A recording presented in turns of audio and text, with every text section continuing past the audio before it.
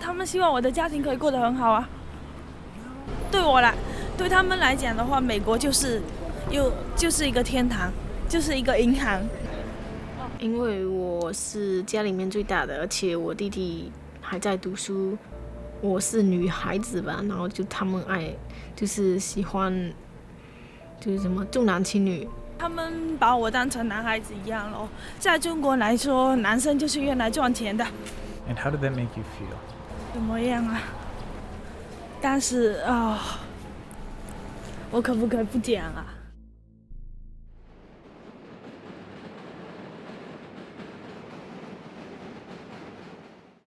？Most of the Chinese youth that I work with, they were actually sent to the United States from their parents. They tend to be victims of abuse when they're growing up, or especially victims of neglect as well. And it's actually the parents' idea that they come to the US with snakeheads and be involved in these indentured servitude, debt bondage, trafficking scenarios. This is Fujian, China.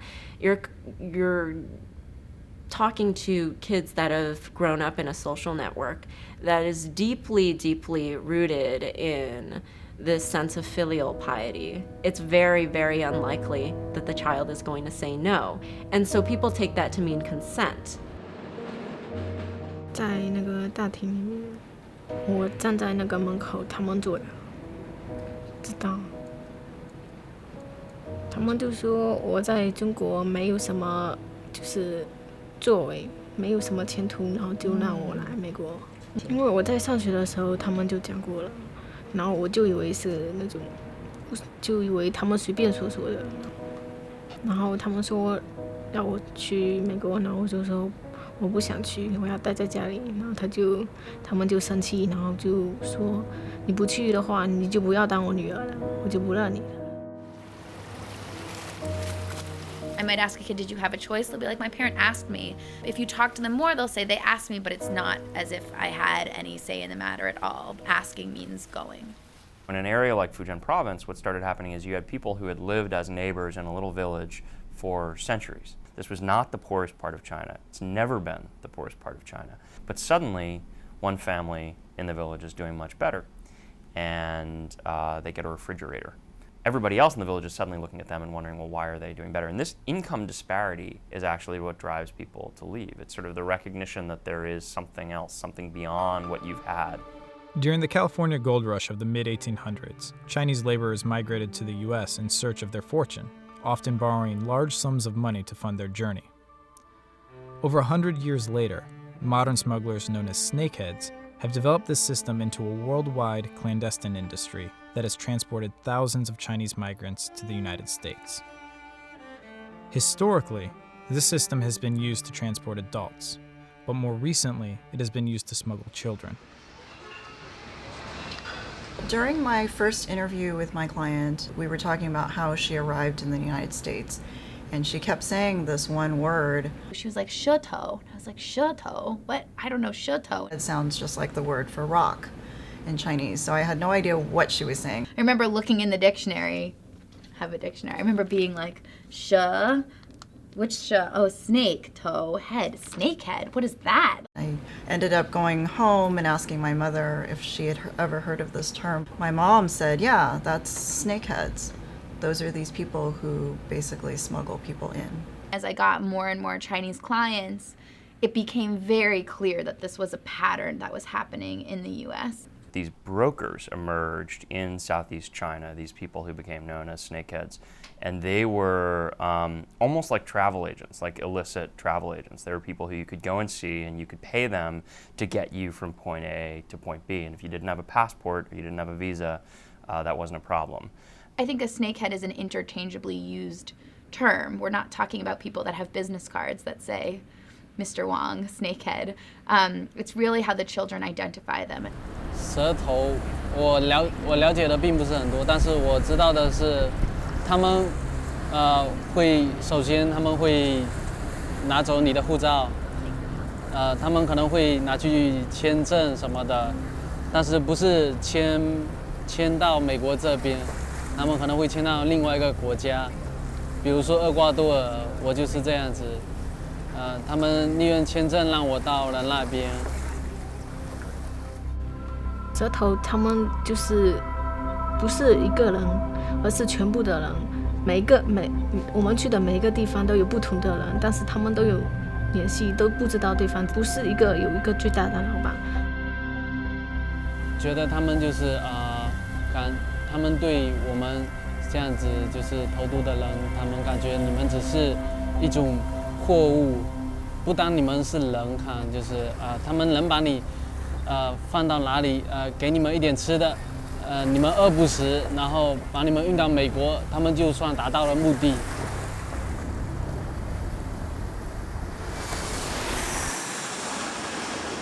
The story of the snakeheads can be traced throughout the history of Fujian, a province whose people have traditionally looked abroad for fortune and success. Over the course of hundreds of years, the Fujianese have greatly contributed to a massive Chinese diaspora all over the globe. In nearly every major city of the world, tightly knit enclaves emerged, mirroring their home communities in China. The snakeheads found that they could take advantage of their ties to friends and family members throughout the world. With a large enough kinship network and a sufficient supply of cash, they could move their clients from country to country, exploiting weak border controls and officials susceptible to bribery until they reached their ultimate destination. Particularly after Tiananmen Square in 1989, demand skyrocketed. And a lot of the snakeheads began running a slightly more logistically complex operation. And at that point, the fees, the prices went up. And law enforcement was beginning to catch on in various countries, and so they developed these really sophisticated networks where they had contacts really all over the world.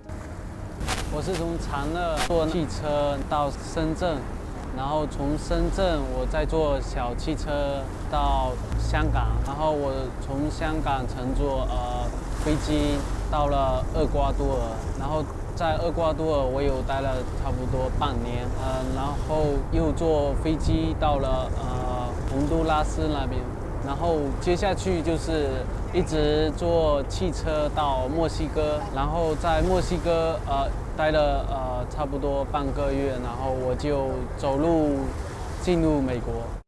Right now, the debt that the Chinese children face for their transport is between $75,000 and $85,000. There are often a lot of extra fees that they incur on the way.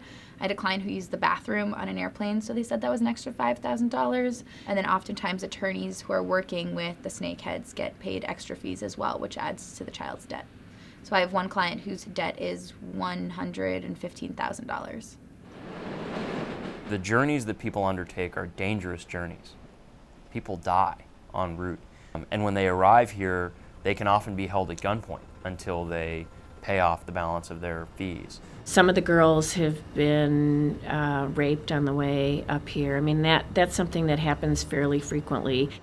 One of my clients was going to have to climb up under a truck and literally hang on to two beams and so she could watch the road go under her. And she was terrified. She said, "There's no way I'm doing that." They finally went in, held her at gunpoint, said, "You're going now or you're going back to China." She's like, "Okay, I'm going now." But then when she arrived in the United States, they're like, "Oh, you delayed us 10,000 extra." The trip took her 9 months, and she was starved, malnourished. She had scratches all over and rashes, and she was terrified of the snakeheads because she said every time she called home, her mother said, "They're coming over here and threatening to hurt me and hurt your little brother." 他们说你就是坐飞机飞来飞去，然后就飞到美国了。然后他们有的是会说跟你说到墨西哥，然后你们就过来。不会跟你说你要去爬山啊，有的人都要去坐船啊什么的。来墨西哥的时候就那个爬山那里，然后就经历了很多，因为走的时候就3个中国人，然后有2个男生，我们3个被人扔在山上，然后我们3个都受了伤，但是他们还愿意帮我，就是背我，然后让我跟我一起走，没有把我抛下去。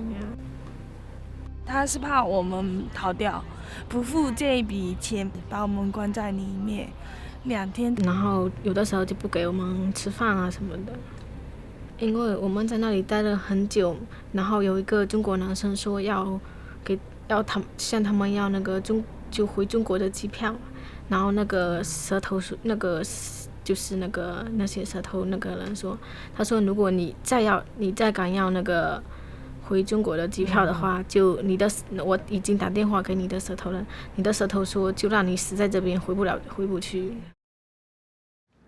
You know, they've been spending months in a dirty safe house in the desert in Mexico, and now all of a sudden they're hiding under a tumbleweed because the Border Patrol helicopter is overhead, shining a spotlight on them.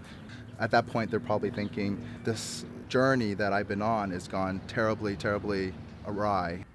For those that are able to make it across and get to their ultimate destination, we never hear about them. We never know about them. The only reason we even know about these cases is because they actually got caught.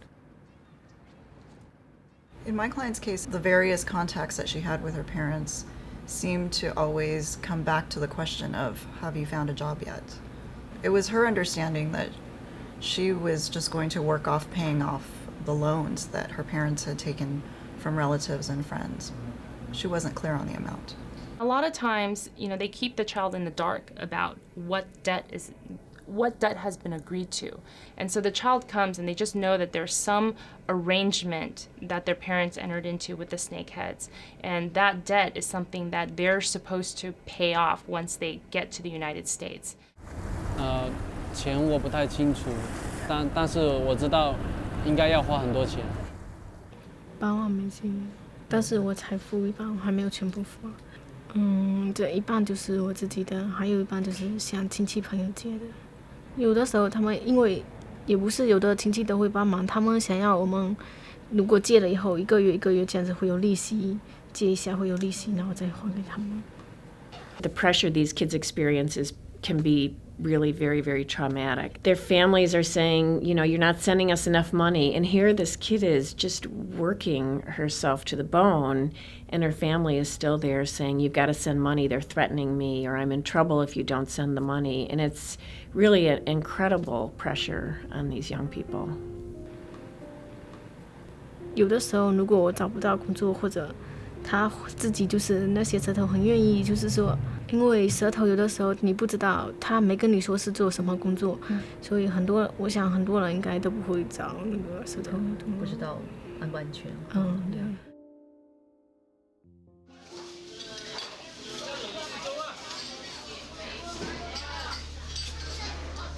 The journey to America often ends in New York City's Chinatown, in a 3-block area known for its specialized underground employment agencies, or what Chinese immigrants call tieshuashuas. The shop holds listings for Chinese restaurants across the country that are in need of workers. A child can obtain a listing for about $50 and then travel to the restaurant's location to start work.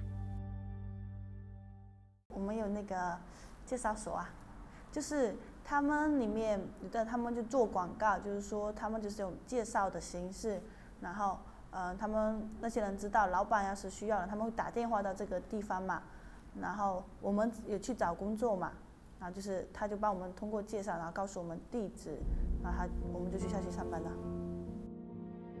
Over the last 30 years, several bus companies grew to accommodate the demand for cheap transportation between Chinese communities throughout the country.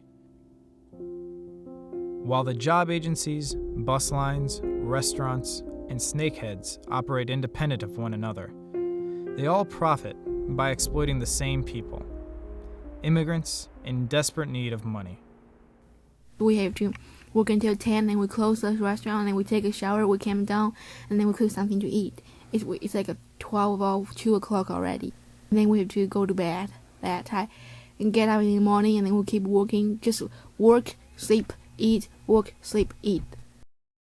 When a white college kid gets a restaurant job, they have protections. They can take breaks. They're not being screamed at or hit by their bosses. Their documents are in their control. In these scenarios, it's not necessarily that the work is the worst work that's ever existed in the world. It's the conditions upon the work, and it's the lack of free will that the children have. 每天早上9点半就要去